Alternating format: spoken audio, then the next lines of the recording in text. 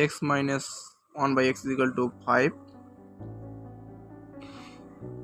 এবং প্রশ্ন করছে x square plus 1/x square এর মান কত। তো প্রশ্নটা আমরা খুব সহজে নির্ণয় করব। কীভাবে নির্ণয় করব চলো দেখে নেই।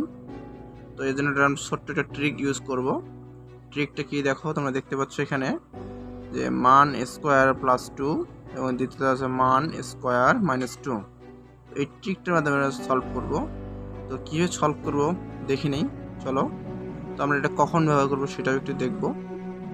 যদি আমাদের প্রশ্নে এখানে মাইনাসের মান দেওয়া থাকে তাহলে আমরা কী করব, এই মান স্কোয়ার প্লাস 2 ইউজ করব।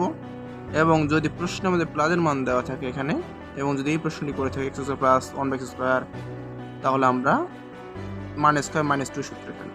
তো চলো দেখে নিই।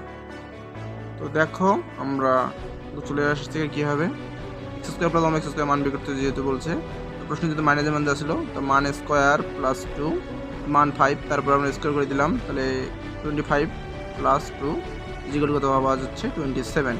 তো উত্তর তাহলে হবে এটার 27।